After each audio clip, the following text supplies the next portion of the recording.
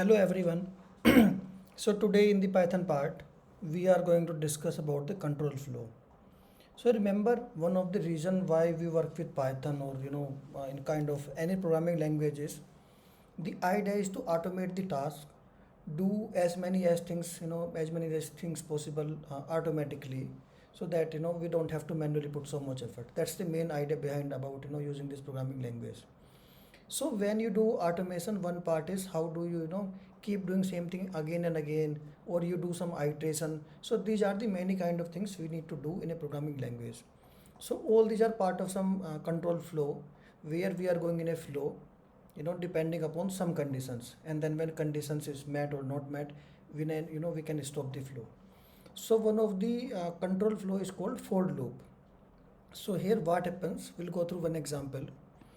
The people who come from the background of, let's say, MATLAB, C or Fortran or these kind of languages, you might recall when we have an array, we can access different element of array. Let's say with the we can define some variable called I. It may vary from 0 or 1 to some the till the last element. You exit and you can do some processing. In the Python we have one more advantage.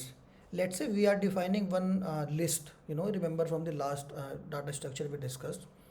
Let's we call it foo, which is typically used for some temporary or random variable, and some elements we are defining inside it. So here in Python also we have both the options. Either we can iterate over the indices like 0 1 2 3 4 5 6 etc., or we can directly access the item inside the foo. So the logic to write it is, you can write for the name we want to give. This can be any name which you can use inside the loop in the the name of the list. So we can, let's to begin with, simply we can print it.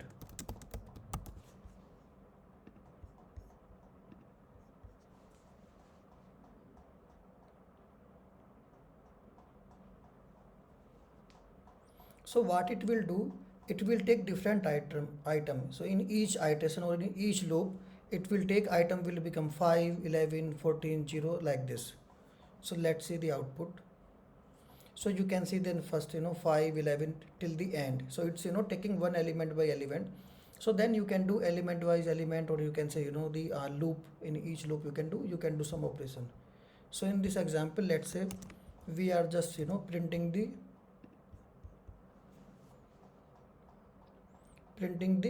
we are taking the square of each item and then we are printing it.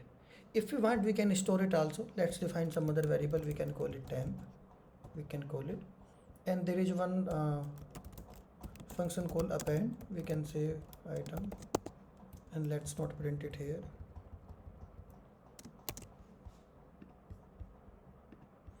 Now in the end, now we can print to see what is inside the temp variable. So it's the square of the foo variable. So you can do any any complicated operations whatever way you want to do. So we may combine different kind of control flow. So let's take one by one, and when we go to some practical application in the we have one chapter where we discuss the basic applications in hydrology. So there we'll go much more deeper, maybe combine different things. So here just to see foo, either you can iterate over your index from, let's say, I is equal to 0 to some, in this case 0 1 2 3 4 5 6, so 0 to 6. You can do it, access the element by element, or you can just iterate over the item in the list. So like in the second part, what we are doing, before we go into the loop, so how do we loop? We want the indices from 0 to 6. So there is a function called range inside the Python. So range, what it is, when you type range, let's so it means it will generate element from 0 1 2 3 4 5 6. Now we can so it's printed as 0 comma 7. Let's print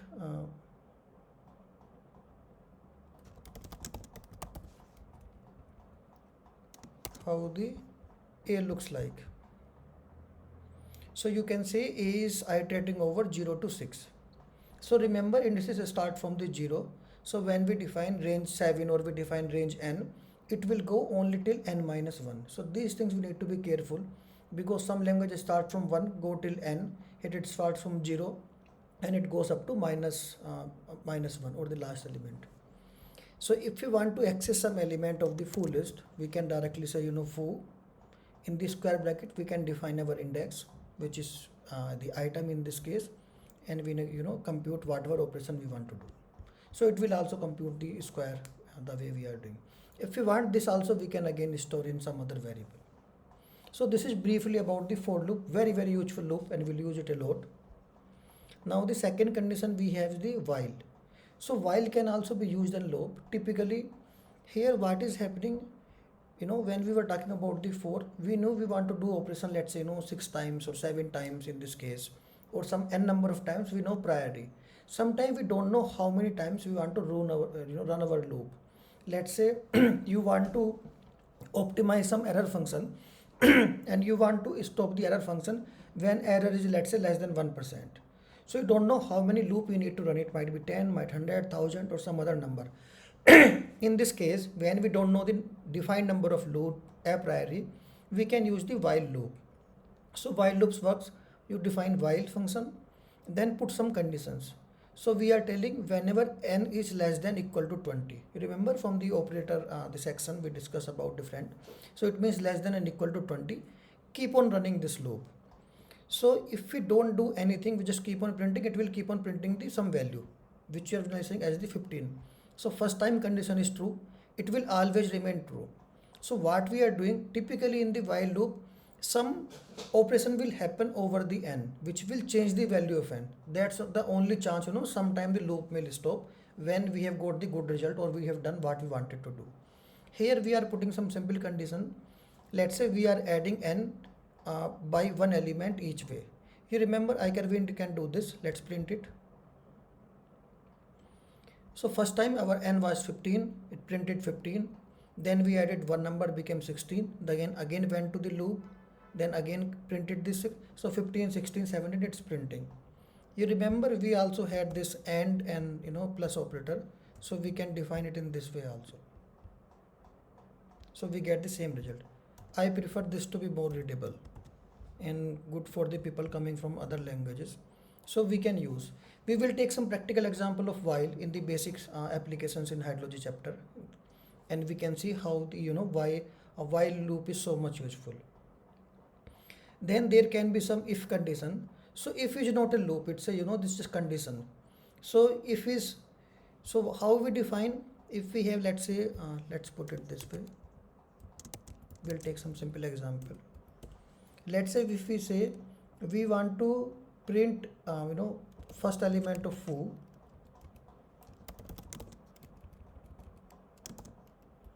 only if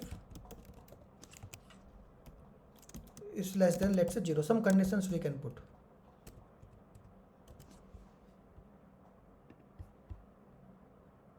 So it's printing. If we go to, let's say, element 0, 1, 2, 3, third element is not greater than 0, then it will not print this.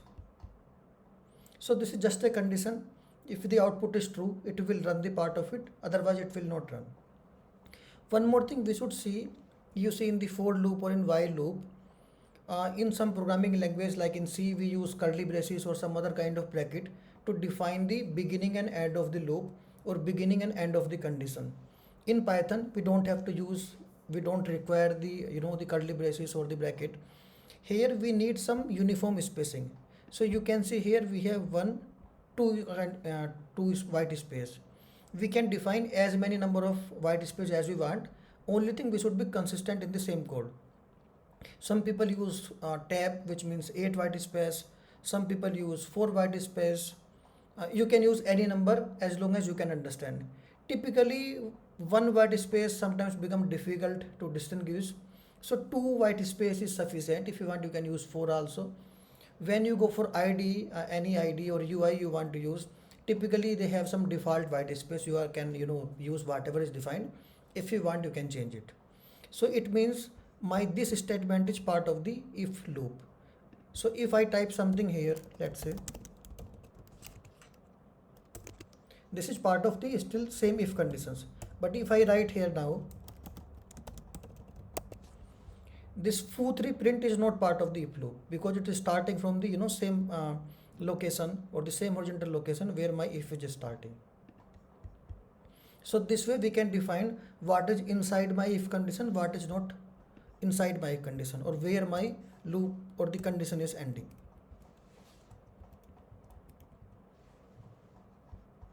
So what we are doing here, we are taking each element in foo, item wise we are going, let's say 5, 11, 14. We are checking whether this item is 0 or not. If it's not 0, you take inverse of it. So inverse of 5 is 0.2, inverse of 11 is close to 0.1, like 0.0901. So that way it's computing. 1 by 0 is not defined, so we are not computing it. So you can use if conditions, when some condition is met, you want to run some part of code, otherwise you don't want to run. So this if is also very user friendly, and we did many times. Similar to if, we can use if and else also. So if and else means if this condition is true, part of this will run, otherwise this part will run. Both will not run, only one of them will run. So if it's true, it will not go to the else part. If it is not true, the condition for the if is not true, it will go to the else part. So what we are running here, when items in the foo are not 0, it's computing the inverse here. If the items are 0, it's telling we have found 0 in the list. You can put some other message, you can say something else also, or you can manually put it's infinite or whatever you want to do. Similar to if, we can use else if also. So else if we write ELIF, this is short for else if.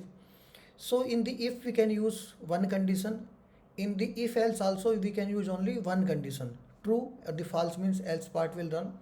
In the if else we can use continuation of many conditions. So we are telling if item is less than 0, do this. If this is true, it will skip the condition part. If this is not true, it will go to next condition, else try this part. If it is true, do this, not this. So you can use a series of else if, as many as you want. You can try with different kind of condition for your example, like we are doing here. We have printed we have defined some element, and we are printing whether this is negative, less than 0, more than 0, or it's 0. So this kind of condition. If we want, we can put more condition. Let's say we want to have a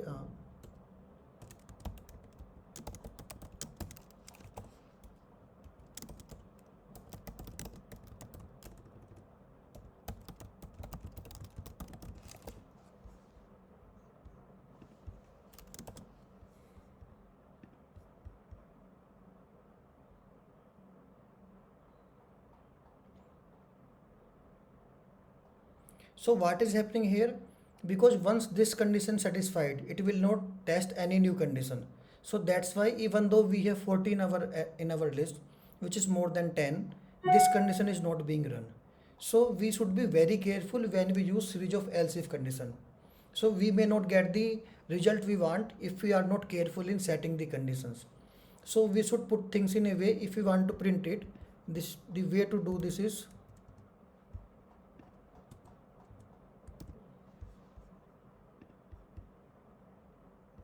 now it's telling item is more than 10, but it will not say again item is positive. Only one of these will be printed.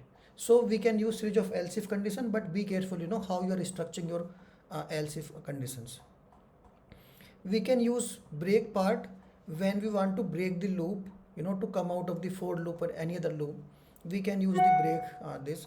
Usually break should be avoided only in very if you are in a situation you are not able to figure out some other solutions, you can go for a break. Otherwise it's a good idea to use while loop or the for loop.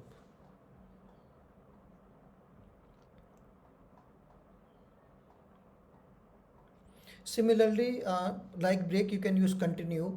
You can the jump off the loop and go to the next loop, so it will not break the code, you go to the next loop. So you can use the continue part. Then we have one statement called pass. So pass is typically used when you are developing your code. It will do nothing.